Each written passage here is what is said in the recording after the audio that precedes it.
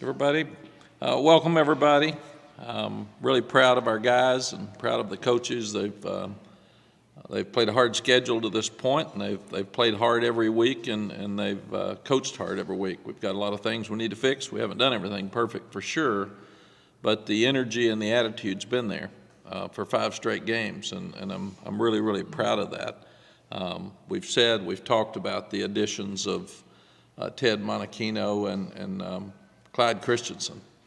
They've really helped us. They obviously are limited in what they can do. Like Clyde shows Chip what he likes about different things, and Chip does it with Drake, and Clyde can sit and watch a video and help us, and same with Ted. So I hope the NCAA changes so people can use guys like that on the field.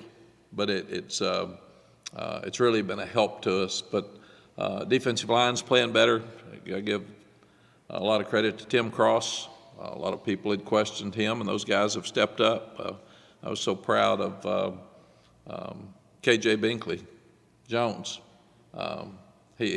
Kendrick played really well on Saturday and played more plays than he's played. Travis Shaw played a lot more plays than he's played and played well. So that was fun to watch those guys getting better. 12th in both polls. Again, we've only talked about the polls because that's going to start mattering in the future, depending on what they do with college football playoff. Are they going to have a conference champ have an automatic bid? Or are they not? Is it just going to be the top 12? What's it going to be? But polls after the college football playoff polls come out will be more important in the future than they've been in the past, just because of playoff implications. And for so long, we've had 4 teams that can get in the playoffs. And when you start talking about 12, that's going to change. And it's going to change a lot of different dynamics about are you going to need to score more? How do you get up in the polls? I mean, it's going to really change. You can't have a flat day. If you do, you drop out. If you're 14 instead of 12, you're not in the playoffs. It's going to be that big an implication moving forward. And a couple of weeks ago, there were 21 Power 5 teams out of 65 that were undefeated. And then there were 15. Now there's 11. So each week, it gets tougher. It gets tougher to see who can survive and who can move forward in that group. And I'm glad we're part of it. So being 5-0 for the first time since 1997, I looked it up. We were 8-0 in 1997 and then lost to Florida State, 20-3. So I've told this team, you got to keep moving forward to do something better than the team in 97 did. 4th time in 133 years that we'll play in Kenan Stadium with a ranked team at 5-0. So that's really cool. Hadn't happened very often, so I'm proud of these guys. Offensive player of the game was Drake May. 33 of 47, 442 yards, 3 touchdowns. 55 yards rushing and a touchdown, 3 touchdown passes and 1 rushing. So 497 total yards, 4th most in UNC history. So very proud of Drake. He had a great day. Very proud of this young man. Just mentioned him, defensive player of the game, Miles Murphy, 5 tackles, a tackle for a loss, and a pressure. He dominated the line of scrimmage, and really proud of him stepping up, especially with Kevin Hester hurt. It put us in a position where somebody else needed to step up, and he stepped up and did a great job. And as I said, Kendrick Binkley Jones did, as well as Tamari Fox. Those guys all played well, so I'm proud of them. And then 4 for 4 with Noah Burnett with our field goals, the long one of 35. He was one of the special teams players of the week, but also Liam Boyd, 9 out of 9 on touchbacks. And that's something we missed when Ryan Coe got hurt, and we kicked the short one, a couple of short ones at Pittsburgh. And the weather might have been a little factor there, but he was 9 for 9 on Saturday, and there was some wind. There was 9-10 mile an hour winds for 2 of those quarters. So offensively, 644 yards, over 400 passing and 200 rushing. And Drake has thrown for a few more yards this year than he did this time last year, and it's been against tougher competition. So very proud of him. And then you start looking at, we had great balance. There were 48 runs and 49 passes with 97 plays that we ran offensively. And with the clock running, it is hard to run 97 plays. So that's a whole lot of plays, more than it would have been in the past with a slower clock. Offensive line played well, they protected well, and we ran the ball well. So good for them, and it helped us that Willie Lampkin was back. He did a good job up front. We had time of possession with 37 minutes and 16 seconds to 22:44. Like we said at halftime, we had 59 plays, they had 22. It's hard to move the ball when you got 22, but part of that is your defense getting them off the field. And that's why you have to play complementary football when you're winning games. We created 14 explosive plays and only gave up 3. So we wanted to throw the ball down the field more, and we did, and we're successful doing it. 2 out of 7 in the red zone with touchdowns. That was the biggest concern. We had penalties. We had a fumble. We've been doing so well in the red zone, and if there was a thing offensively that we didn't do, we did not do a good job of capitalizing on red zone opportunities. And we didn't, we forced turnovers and didn't score off the turnovers. So those are 2 things that offensively we could have done better, that we have been doing better, and we can't fumble the quarterback center exchange on 3rd down and 6 inches. That's just something we've got to work on to keep getting better. Defense, we've given up 20 points, I guess, and is that what it is, Jeremy?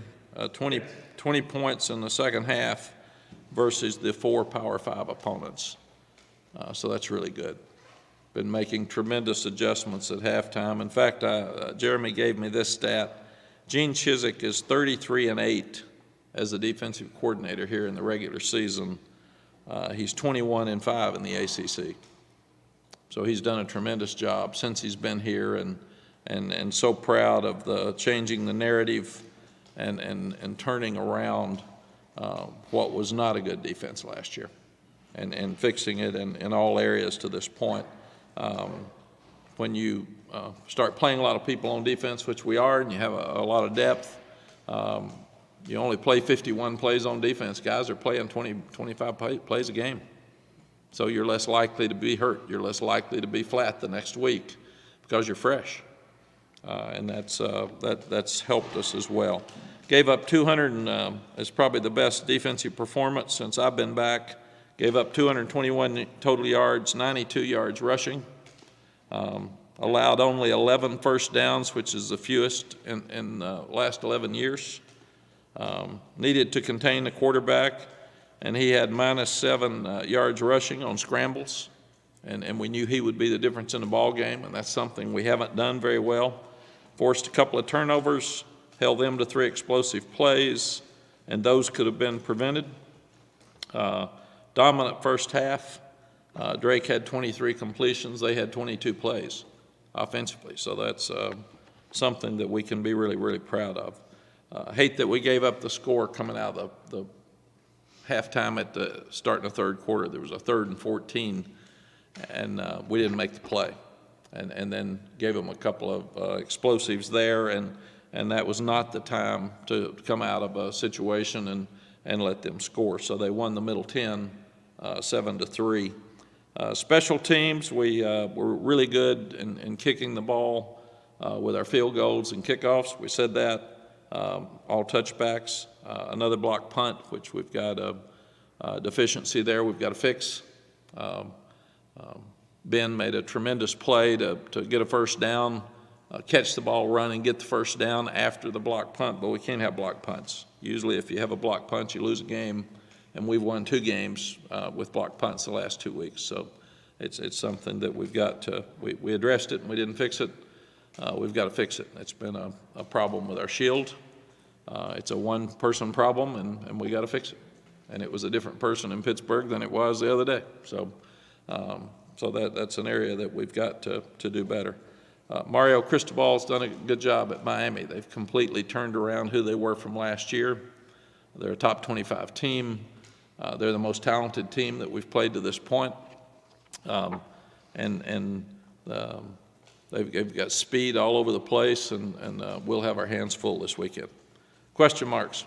Last year, you talked a lot about the team needing to take that extra step to be a championship-style team. From what you've seen so far, has that team done that? It seems like you're running the ball a lot better. The defense is clearly playing a lot better. The first 5 games, you have 3 times that they've allowed less than 20 points. Yes, when you play better defense, you can have more room for error on offense. We haven't had that. We've had to outscore everybody when we've played them. So, but also our offense is doing a better job of playing complementary football with our defense and running the ball better and keeping the ball. So keeping them more rested, and we've played better with sudden change. So I do think that these guys, if they continue to practice on Tuesday like it's a game, and then Wednesday, and build up to Thursday, and get ready to play every week, we have a chance. And that's this game, 3 of the 4 years have come down to the last drive. So this has been a great game, a very competitive game against 2 talented teams. So it's going to be fun to watch them Saturday night and see if we can keep going. Because there was so much hype about Miami last week, I wondered if we would play as good, and we were ready to play. They played hard. We didn't play quite as good the second half offensively, but it was in the red zone. We still moved the ball. They still had a lot of attention to detail, and we've gone back to the same attitude. We've told our coaches, grade this one like it's a loss. Let's be really hard on ourselves, and let's talk about the things we didn't do well. We're going to do more of what you all do. We're going to talk about all the bad things instead of the good things, Chip. That'll make it more fun for us, see, to sit there and do that. So there's no need to go down that path. no, that was humor. That was humor. That was humor. You missed it, but it was humor. Yeah, but very honestly, that's what we've got to do. We're good. And I'm proud of them. We're better than we've been since we've been here. Now, can we take that next step?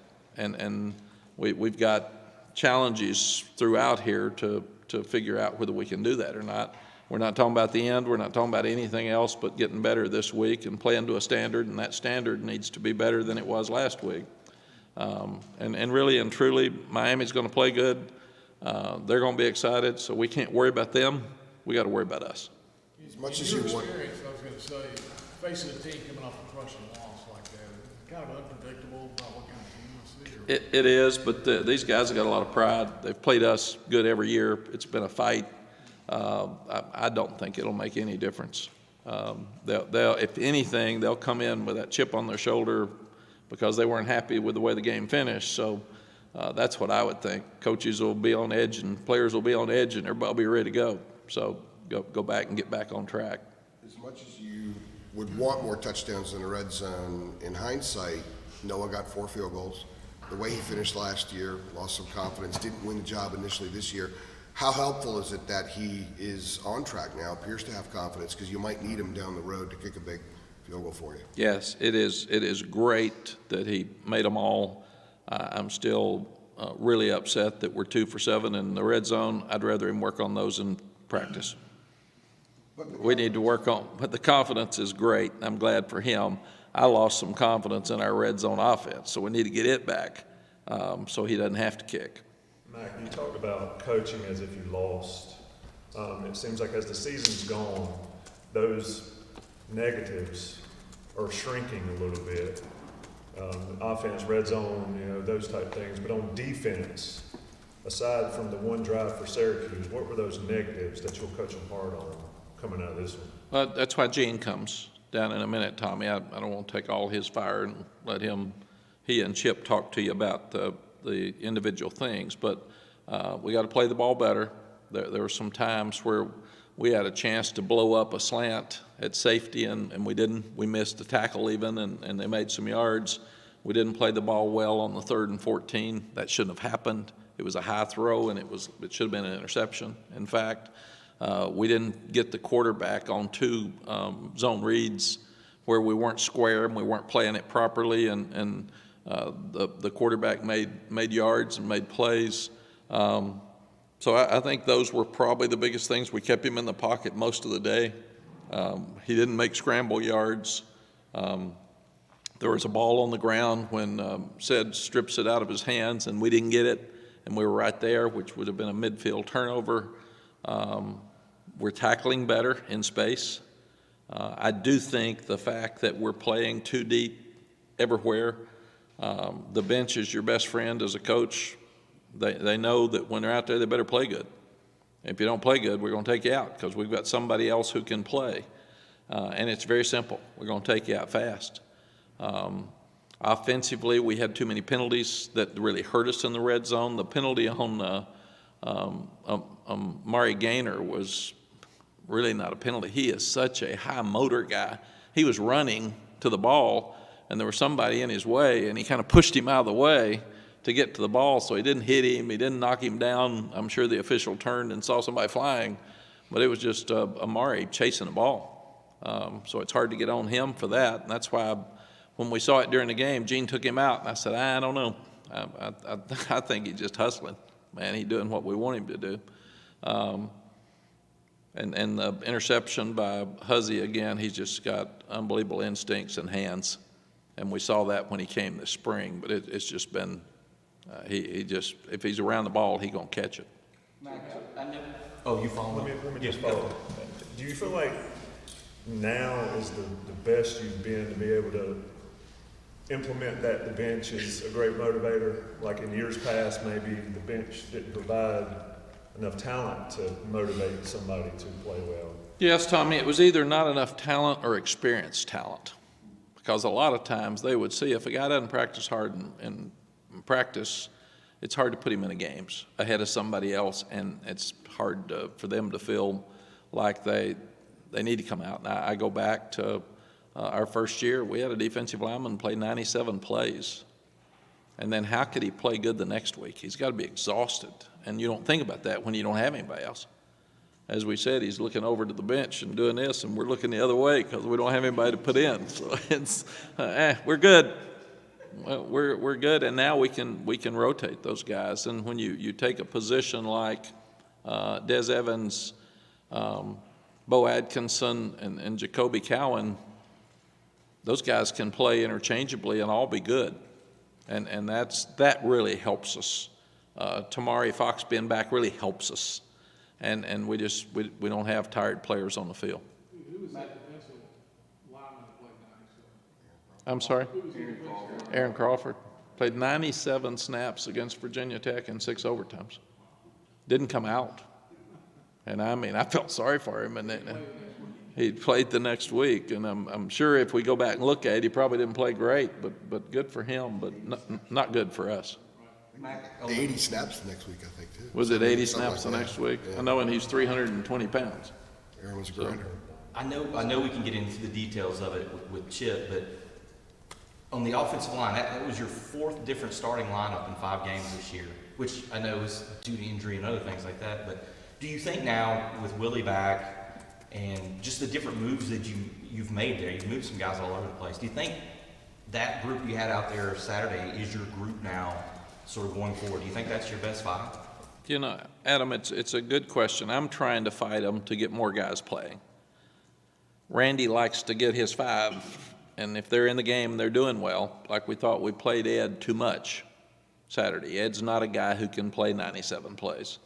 Okay. And whatever, 90, whatever it was, we played a lot of other guys. We got the white team in there, so that was really, really good to get a lot of guys in the game to play some. Amari Campbell made 2 plays. He made a play on the quarterback, and he made an interception. And the play on the quarterback was when the game was really important and changing. So I think we talked about it in the staff meeting this morning. You want to be fresh. You'd like to keep guys with continuity.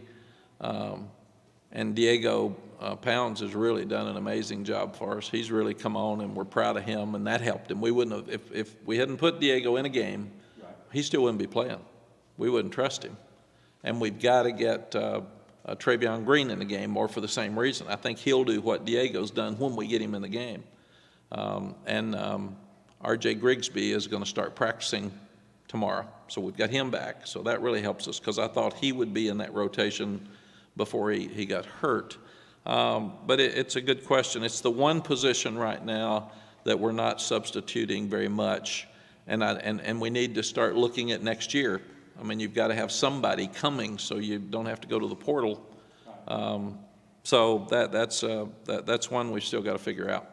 To go off of that, along those same lines, obviously Lampkin comes back in there, but William Barnes had been someone that had been starting, didn't play a ton on Saturday. Is that just a product of the line being a little too crowded? Like, what was kind of the dynamic that played out there? It's, Jeremiah, it's something that all coaches are a little bit different. People are different. All the dynamics are a little different. And when things are going good, Coach Clements likes it to go good. And it's nearly like he feels superstitious to take one out if it's not working at the time. All O-line coaches like that? I think they are. Don't they like to just get 5 and just roll with it? They do, and Bicknell said 7 because that was his pro background. He wanted to do it. Stacy wanted 5. And they trust is hard there because this was a game where they were going to blitz or move every play. Nobody just sat there. They didn't line up in the same front ever, and if they didn't bring the linebackers, they were going to look like they brought them, play some games up front with the defensive linemen, and then drop the linebackers out. So it could have been very confusing. And when they see it's working and somebody's comfortable with it, they just don't want to change it. And Willie being back really helped us. But William will get back out there and play more this week. I think it was just things were going well. And when they're going well, it is that superstitious about feel that a coach has about let's just leave it that way. That speaks to the importance of the chemistry up front. So the coach, the O-line coach, sees that chemistry. I would imagine they're kind of paranoid about messing with that. Yeah, it really does. And Corey Gaynor's so important to us because he's the boss, and he's tough, and he brings a lot of energy, and he's been one of the Ced Gray type leaders for our offense. And he's one of the ones, when I walk down there, he's telling them what I would want to go tell them. And that's just happening time and time again with this team. And it's what I like so much. I listened to the interviews Saturday night that you all had with the kids, and Ced Gray, he's not even the same person he was when he got here. It's so much fun to listen to him with his confidence, and he answers your questions right, and he knows what he's talking about. And that's just so fun for me to see that with him. And then to see Tez, I sat there and cried. What a dream for that kid. I mean, I'll get emotional talking about it here, but he has 12 people his family on the field after the game taking pictures. That was a life's dream for that kid. And I can't imagine sitting there Thursday. We don't know how we're going to play him because we weren't ready for a yes. And when we got a yes, we had to think about, got to tell him, got to tell his family, got to tell our team, got to tell our coaches, and they were all in meetings. And then poor Lonnie and I are saying, now what do we do with him? He hadn't practiced in 3 weeks. He's been on the scout team for 3 straight weeks, and he didn't know the game plan. So Lonnie literally runs down to the meeting room with him, gets on the board and starts saying, here's what we're doing. And then we decided that it wasn't fair to a 4-0 team with kids who had been practicing every day and doing well to just say, put him out there as a starter, even though he was a starter before he couldn't play. So then I did say to Lonnie, I think we'd been out there 14 plays or something, and I said, Lonnie, Tez is eligible. And he played 56 plays. So he played a lot. And he messed a few things up because he wasn't practicing. But this week we'll go back and get him in the rotation and be able to put him out there. But I've never been prouder of a kid. We had him carry the flag out because we thought the whole state rallied behind him. And we thought that was important for him to be able to say thank you. And that was his way to say thank you. And he doesn't talk much, which you saw in the interviews. And he's very humble. But then to play, he wasn't angry he didn't go in first. He wasn't angry he didn't start. He just wants to win. And that was really a cool moment. 56 snaps, 6 receptions when he basically had a Friday walkthrough. Yeah. Get ready. He hadn't practiced any. Is that kind of tantalizing about what might be to come now that he's going to be in the regular season? We think he's really good. The thing that I thought we did last year some at the end is we started throwing too much to just Josh. one of Drake's gifts is to be able to share the ball. He can see the whole field, and he can move it around. Even with the deep ball to Nate McCullum, Tez was open, and he said, I felt it. So he saw both of them, but he knew Tez was open, but he was into, I had an easier throw for me to Nate. And Drake's had so many guys get caught at the 1 yard line. Whether it's Kamari or Nate, those are touchdown passes that he's had a lot of them this year. But that's why it'll be great.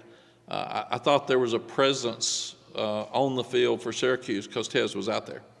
And they were aware of him and kept a safety over the top of him a lot of the time, which left Nate wide open. So I really felt like that he had more of a presence on Saturday than you would think for a guy that's never played in a game here. That play, I think Drake said that was the Tez effect on that play. Yeah. Why Nate was open. There's no question.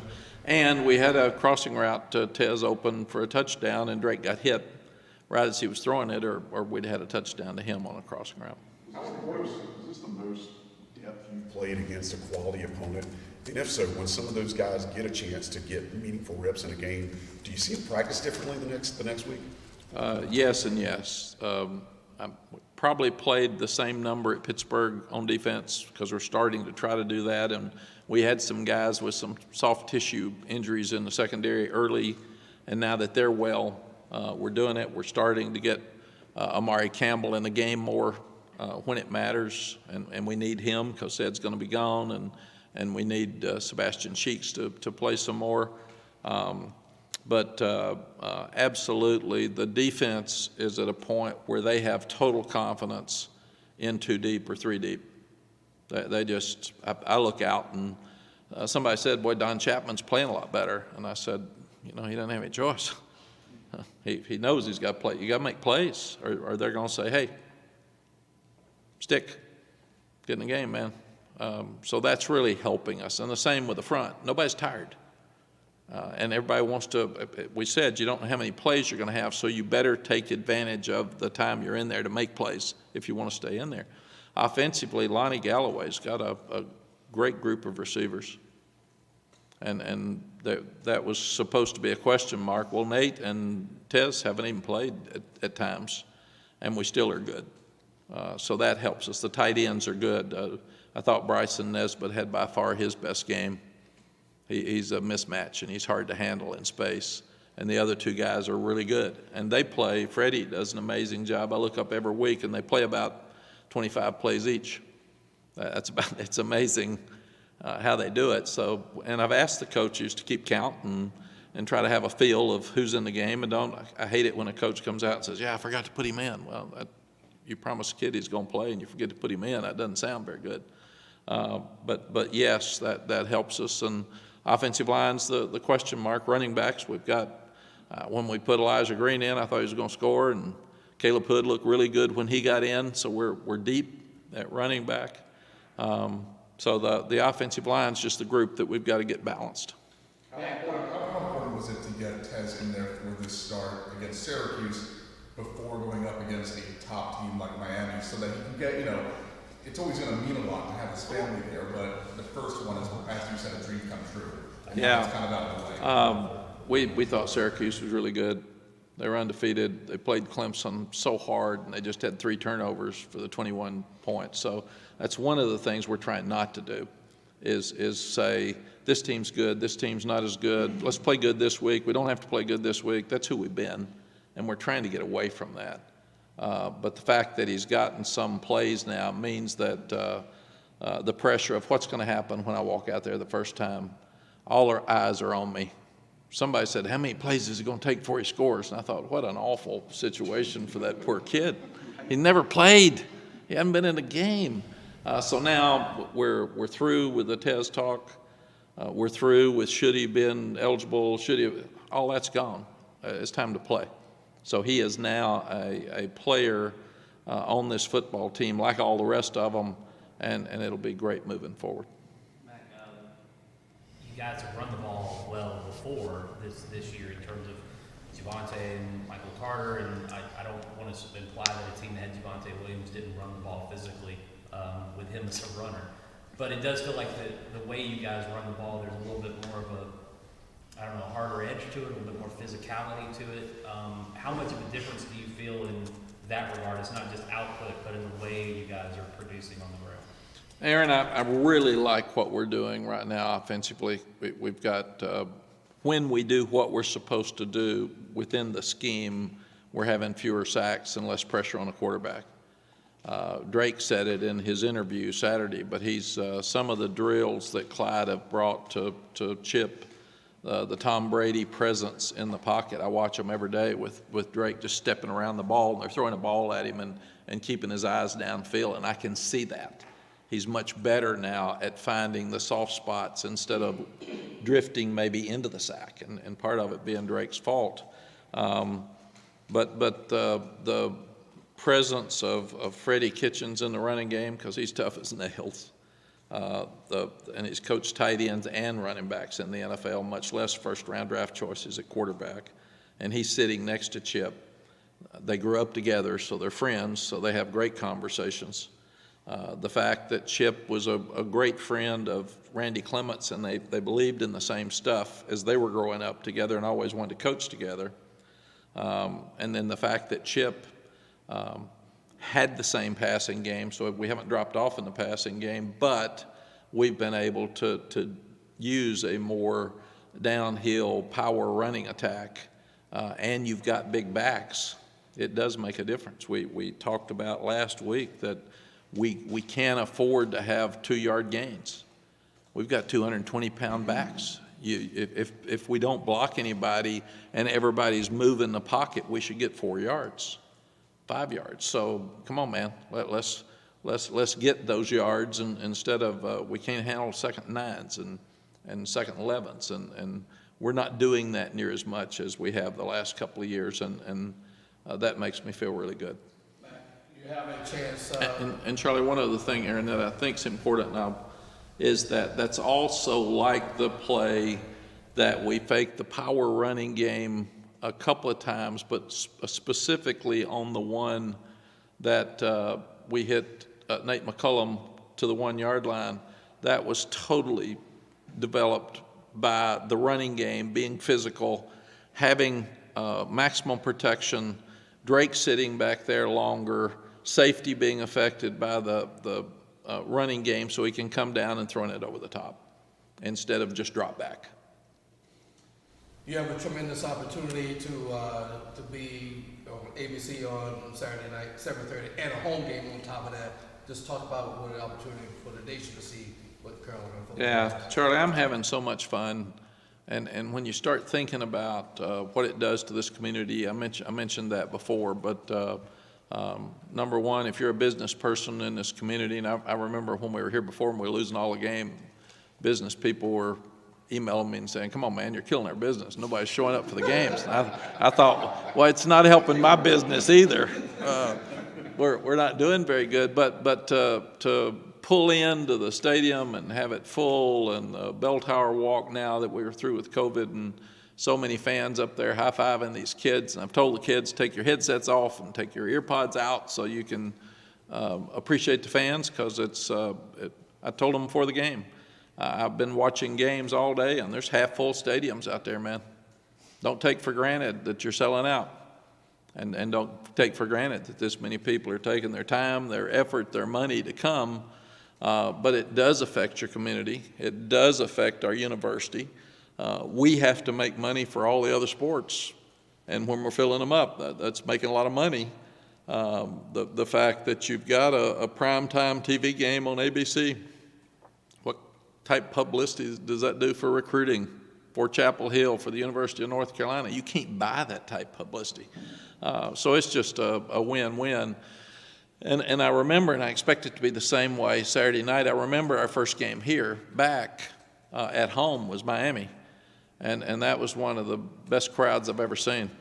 That was a magical night. It came down to a throw in the corner at the end of Daz Newsome for a touchdown, but what a game. We overcame a 4th and 17 to have a chance to win the game, but that crowd was unbelievable. And I'll never remember, and I love Patrice Renee, And we hadn't had very good crowds the year before because we'd won 2 games.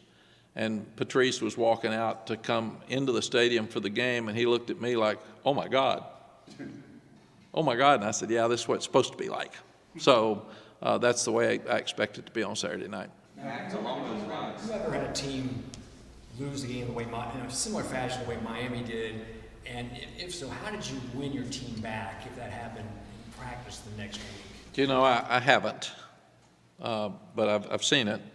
And the thing you don't know is unless you're on that sideline at that moment, you don't know what happened.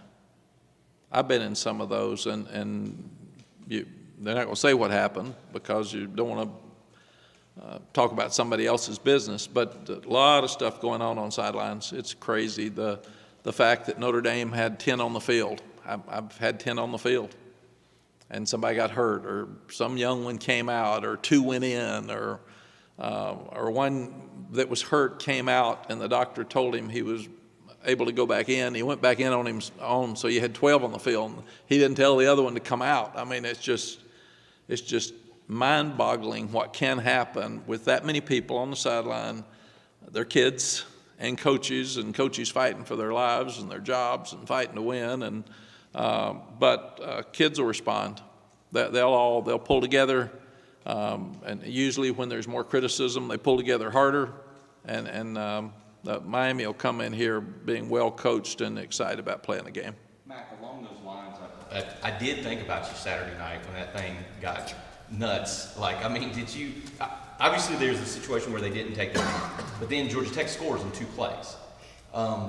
Did you fall out of the recliner when you saw it? I mean, I know you had to be watching it. You said you were going to. Like, what was your reaction when it happened? Well, first I sit on a couch. I don't have I guess retired old people recliners. I don't know what to. No, I got my little couch there that I get to sit. It's really interesting question because you're sitting there saying, do I want them to win or lose? What's best for us? And I don't know, and it really doesn't matter, because if they won, they were going to come play hard, and if they lost, they were going to come play hard. What I thought is, Georgia Tech's pretty good. So that's something we can use in 4 weeks, because everybody sits there, and the other thing, it's the mind games of sports and life, but you're sitting there looking at it. Nobody thought Georgia Tech could win.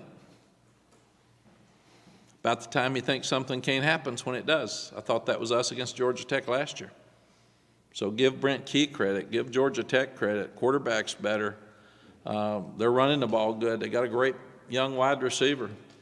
Quarterback made plays to win the game at the end. That's what I got out of it, is that we've won 2 of the last 12 in Atlanta, and they got a good team. So that's what hit me, because Miami's going to play the same way either way.